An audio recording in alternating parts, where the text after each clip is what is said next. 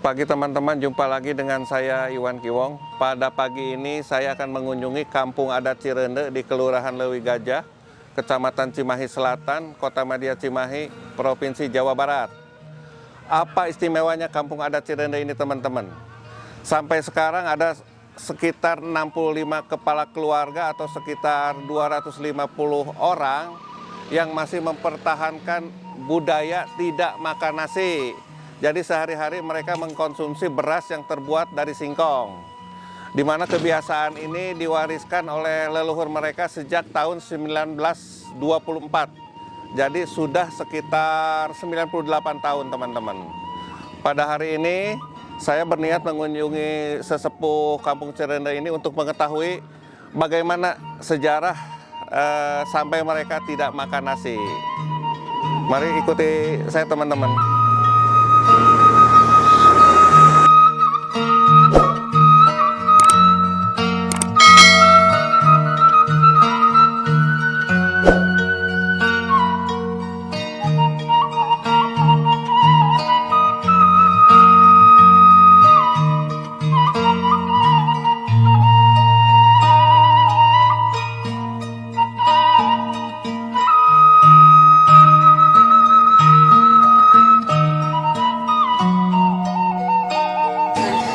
Teman-teman, sekarang saya sudah bersama Kang Jajat Sudrajat. Beliau mewakili sesepuh Kampung Adat Cirende yang kebetulan sesepuhnya lagi terbaring sakit ya, yaitu Abah Emen Sunarya ya, yang usianya sekarang sudah 87 tahun. Ya.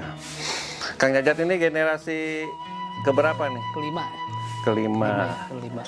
Usia 43 tahun. Kang Jajat ini masih mempertahankan budaya tidak makan nasi. Sampai sekarang saya belum pernah nyoba nasi beras gitu. Jadi sampai sekarang saya makannya nasi dari singkong. Terus anak berapa orang? Anak saya 2. Mereka juga tidak makan nasi? Sama kebetulan ibunya orang sini.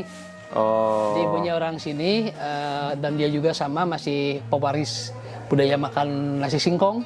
Jadi begitu ke anak-anaknya juga pastinya diwariskan lagi. Nah Kang Jajat, gimana sejarahnya sampai penduduk Kampung Adat Cirende ini tidak makan nasi? Awalnya kan tidak lepas dari seorang tokoh figur sesepuh Cirende yang ketika itu disesepuhi oleh Mama Ali. Nah, beliaulah yang menggagas untuk beralih makan dengan alasan atau tujuan ingin merdeka lahir batin.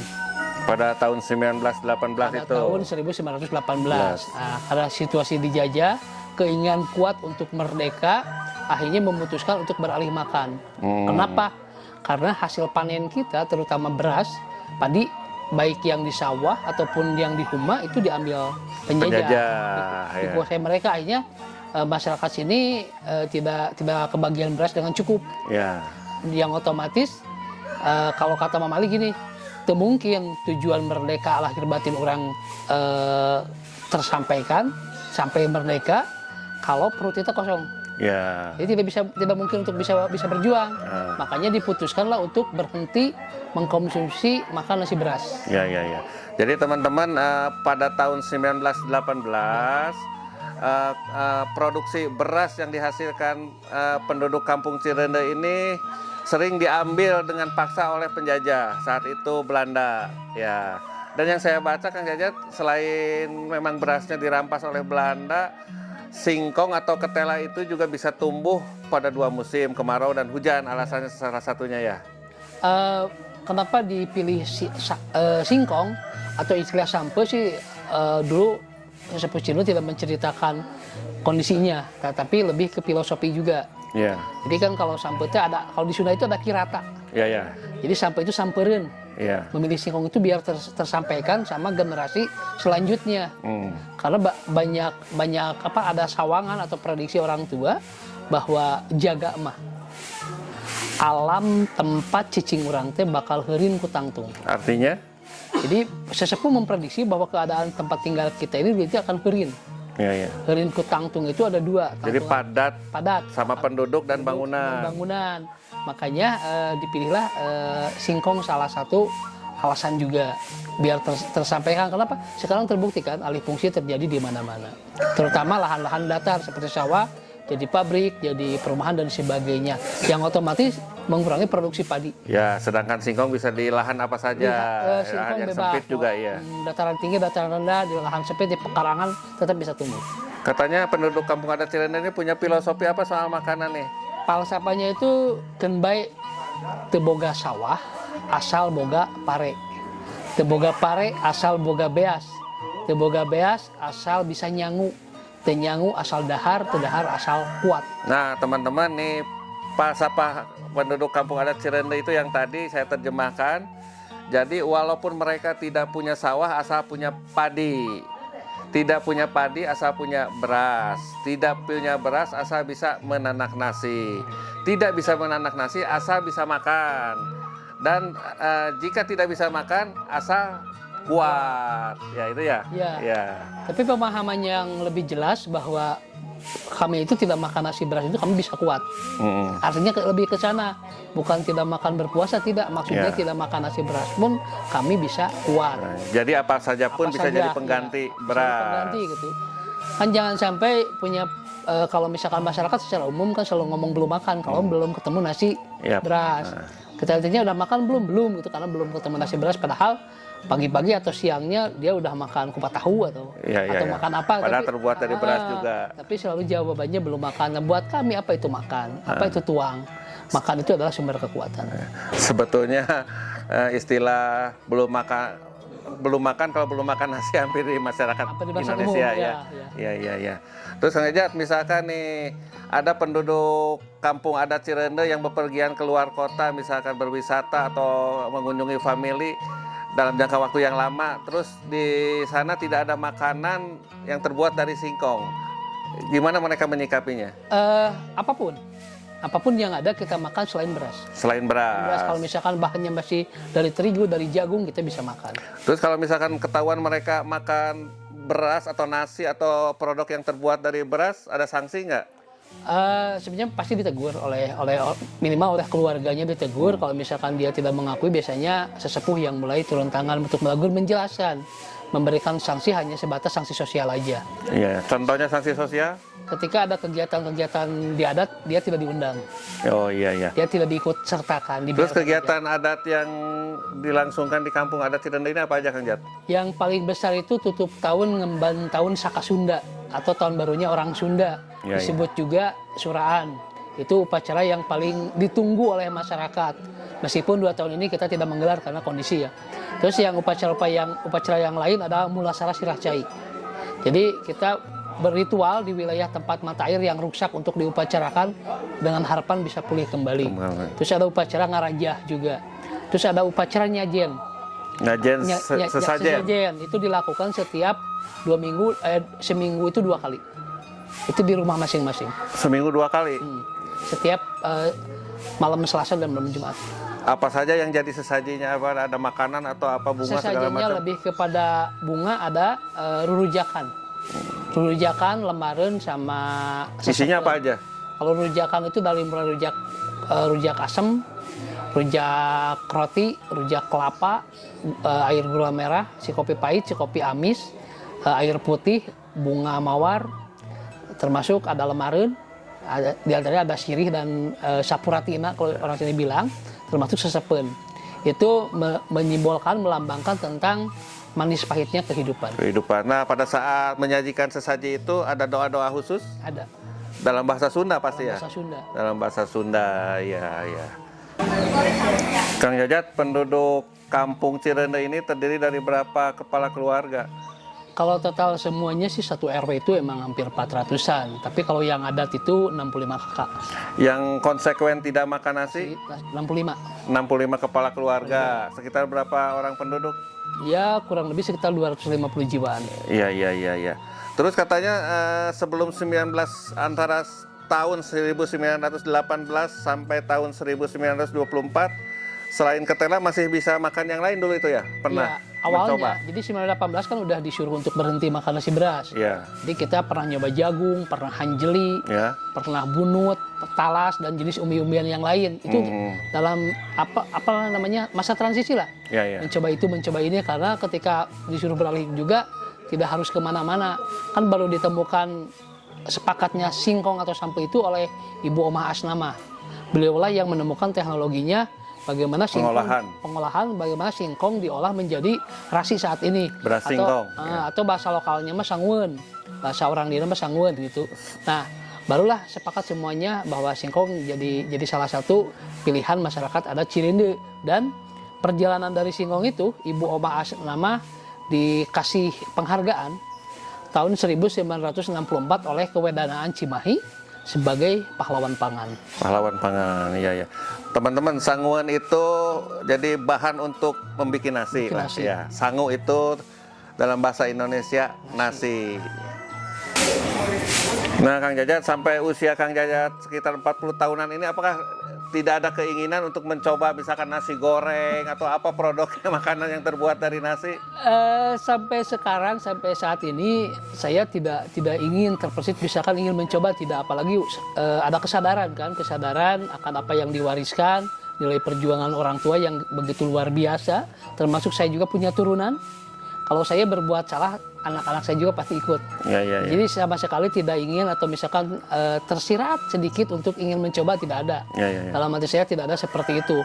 Karena bentuk penghargaan terhadap leluhur memang ditekankan oleh orang tua bahwa moal aya urang lamun eueuh inung bapa. Moal aya inung bapa lamun eueuh akin ini kadituna karuhun urang. Ya, jadi teman-teman kalau tidak akan ada kita kalau tidak ada ayah dan ibu, tidak akan ada ayah dan ibu jika tidak ada kakek dan nenek. Nah, Kang Jajat, katanya menurut sumber yang saya baca, penduduk Kampung Cirende ini sehari cuma makan sehari 2 kali. Rata-rata yang kita makannya 2 kali. 2 kali. Biasanya siang sama malam aja. Kalau pagi-paginya jarang. Kecuali anak-anak yang mau sekolah emang didorong untuk harus makan. Ya, teman-teman, katanya mereka ini sehari makan cuma 2 kali.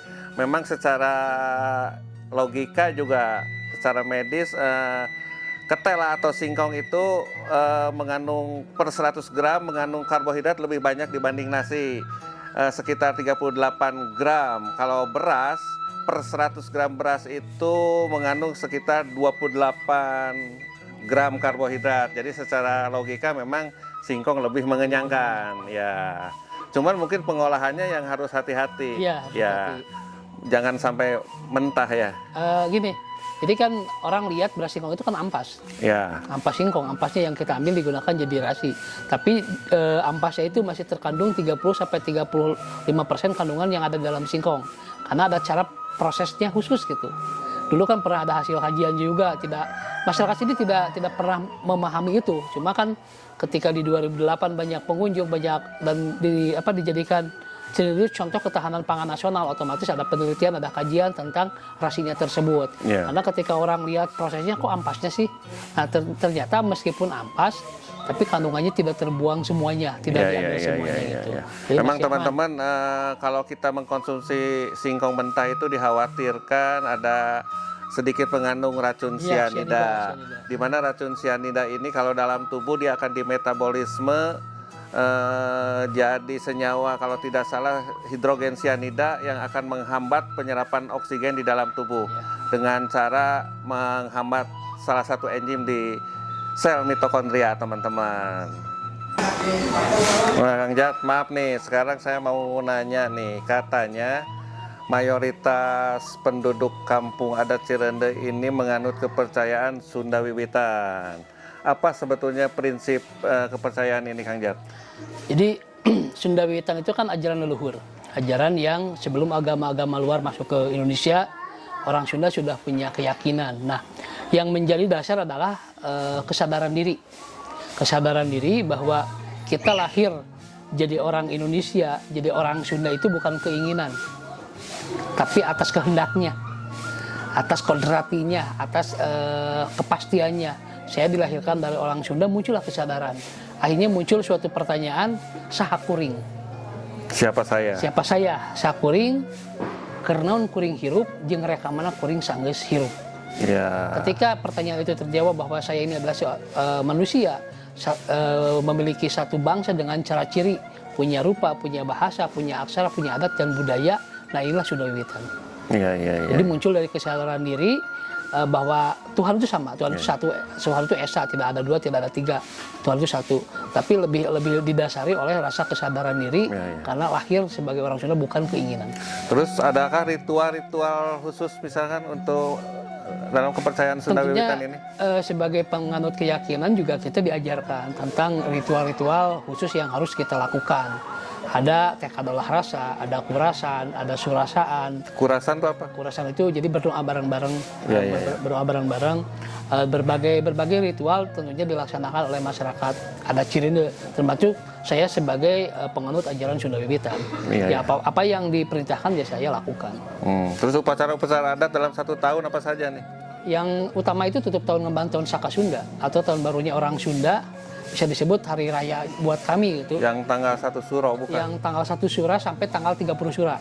30. Jadi selama satu bulan itu full.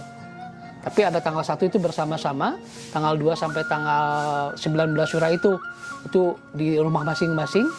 Nanti tanggal 21 sampai tanggal 23 Sura itu bareng lagi, itu puncak kegiatannya, puncak upacaranya. Sampai terakhir tanggal 30 Sura itu ada penutupan.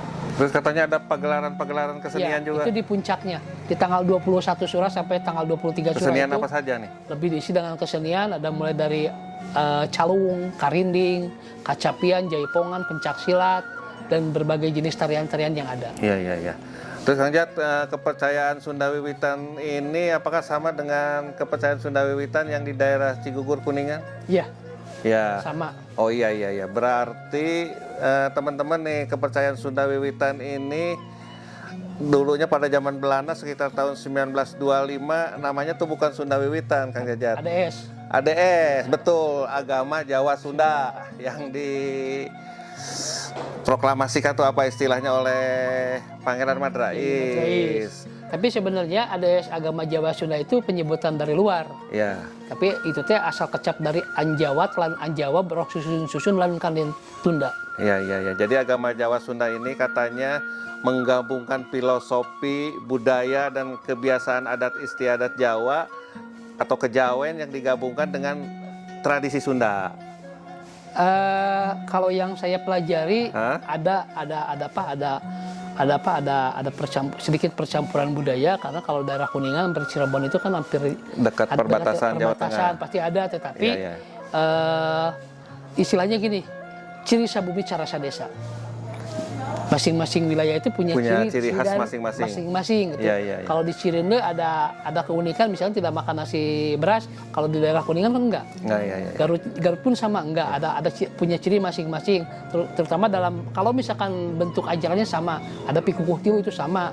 Tapi ada kebiasaan-kebiasaan lain yang membedakan antara kesenian dan kebudayaan, ya tentunya pasti ada. Karena dibatasi dengan istilah ciri sabumi carasa desa. Tidak pernah memaksakan harusnya seperti ini, enggak. Jadi sok aja berjalan. Kemudian agama Jawa Sunda ini berkembang akhirnya jadi Sunda Wiwitan ini. Iya. Selain di sini kan penganut kepercayaan Sunda Wiwitan di daerah Cisolok Sukabumi kalau tidak salah. Kalau yang tergabung di Ciptagelar, yang tergabung di Cigugur Kuningan itu Kuningan, di Garut daerah Pasir, Kampung Pasir, di daerah Susuru Ciamis, di daerah Tasik itu di Nagara Herang. Bukan di Kampung Naga itu, bukan. Nagara Herang. Terus di Cirende, terus di Bandung itu ada. Tapi kalau misalkan di daerah Ciptagelar dan Kasepuhan Banten Kidul, kayaknya enggak bergabung. Bukan bergabung, enggak enak ya. Pokoknya masih sama, tapi ada perbedaan historis yang beda, punya sejarah beda. Iya. Terus kalau berdoa berarti dalam bahasa Sunda ya? Ya pasti, kan orang Sunda. Iya. Nah maaf Kang Jajat, kalau hari Lebaran ikut rame-rame nggak nih? Kalau Lebaran kami menghargai, biasa karena Cirende juga kan dijadikan salah satu contoh umat beragama, toleransi umat beragama di Kota Cimahi. Nah kalau ketika saudara-saudara kami melaksanakan Lebaran, ya kita tidak beraktivitas dalam sehari itu. Kita tidak ke kebun, kita tidak bekerja, tapi lebih menghargai mereka yang lagi Lebaran, karena saudara-saudara Muslim pun sama ikut bersilaturahmi ke kita. Tapi kita tidak melakukan ritualnya. Terus katanya sekarang juga ada diversifikasi nih, dari bahan baku singkong dibikin egro, ya kue bolu, apalagi? Ada beberapa jenis makanan dari singkong. Salah satunya yang paling banyak diminati adalah egg roll. Ada egg roll, ada kicipir, ada dendeng kulit singkong, cireng, opak bumbu dan sebagainya. Lebih dari 10 produk lah yang dikembangkan oleh ibu-ibu. Ya. Nah teman-teman, sesudah ngobrol-ngobrol ini nanti saya sama Kang Jajat akan melihat-lihat produk makanan yang terbuat dari singkong dan juga akan melihat sedikit mengenai bangunan-bangunan yang ada di sini dan fungsinya. Nah teman-teman, untuk pengembangan vlog saya selanjutnya, mohon dukungannya untuk like, comment, subscribe, dan bunyikan lonceng notifikasi. Terima kasih teman-teman. Nuhun Kang Jajat. Sami-sami. Ya, nuhun. Kang Jajat, kalau bangunan ini namanya apa nih? Ini namanya Balai Saresehan. Jadi balai utama untuk keperluan upacara adat, terutama upacara adat tutup tahun Saka Sunda. Iya. Dan dipakai juga untuk upacara adat pernikahan. Pernikahan juga di tempat ini ya. Ini tuh namanya saung jangkung. Fungsinya untuk apa? Fungsinya untuk naruh gamelan di sini ketika upacara adat. Jadi gamelan itu wirahma atau musik untuk menyambut orang yang lagi ngajayak. Ngajayak itu apa maksudnya? Ngajayak itu upacara adat yang dalam istilah bahasanya itu mintonkun hasil bumi, hasil alam. Jadi ketika masyarakat membawa hasil bumi dari depan gerbang sana masuk sini, nanti dipapag oleh gamelan di sini. Tempat menyimpan alat musik teman-teman. Ini namanya saung penyepen. Jadi tempat menyimpan hasil alam di sini, buah-buahan, bebetian yang bisa singkong, terutama singkong yang bisa dimakan dan tidak bisa dimakan ditaruh di sini untuk diupacarakan. Iya. Nah, teman-teman, di balai ini juga terpampang falsafah hidup penduduk kampung adat Cirende. Teu boga sawah asa boga pare. Teu boga pare asa boga beas. Teu boga beas asa bisa nyangu. Teu nyangu asa dahar. Teu dahar asa kuat, yang artinya tidak punya sawah asa punya padi. Tidak punya padi asa punya beras. Tidak punya beras asa bisa menanak nasi. Tidak menanak nasi asa bisa makan. Tidak makan asal kuat. Ini panggung dibikin untuk pagelaran seni. Iya. Ketika upacara itu kan ada sesi seni khusus, pertunjukan seni selama seharian penuh. Katanya dalam upacara-upacara tertentu ada juga pertunjukan wayang golek. Terutama di hari terakhir penutupan wayang golek, hari terakhir upacara adat. Di sini juga? Di sini juga. Oh iya, untuk pentas kesenian. Iya. Namanya saung kehormatan. Ya. Jadi saung ini berfungsi untuk menerima tamu khususnya pejabat. Jadi ketika pejabat sebelum memasuki area Balai Saresehan, duduk dulu di sini. Nanti diupacarakan dulu boleh. Iya. Kalau yang ini? Kalau ini saung panjang. Biasanya digunakan oleh masyarakat ketika upacara adat itu untuk menyimpan hasil kreativitas masyarakat. Contohnya? Misalkan ada olahan baru atau ada olahan makanan yang baru, nanti dia pamerkan ketika ada upacara adat. Ketika ada upacara adat aja disajikan aja. Nah teman-teman, kebetulan hari ini nih banyak motor yang parkir karena memang hari ini banyak pengunjung yang berkunjung ke kampung adat Cirende ini. Ini namanya Balai Atikan Julangapak. Artinya? Fungsinya itu untuk belajar. Jadi semua kegiatan masyarakat, dari mulai belajar kesenian, belajar aksara Sunda, belajar pemahaman tentang keyakinan, ritual upacara juga dilakukan di sini. Sebangsa aula. Di balai ini, di Balai Atikan. Atikan itu tempat belajar. Tempat belajar. Oh, yang upacara yang tadi. Upacara yang khususnya balai utama di sana. Iya. Ini bangunan tempat pengolahan serba singkong, plus tempat penjualannya juga. Iya. Penjualan juga. Snack kayak gitu yang tadi itu ya. Snack yang berbahan dasar singkong. Iya. Kalau yang ini? Kalau ini dulu kita bikin emang untuk keperluan bikin dekorasi ketika mau upacara adat. Iya. Dan dimanfaatkan juga untuk pertunjukan seni ketika pengunjung datang. Iya.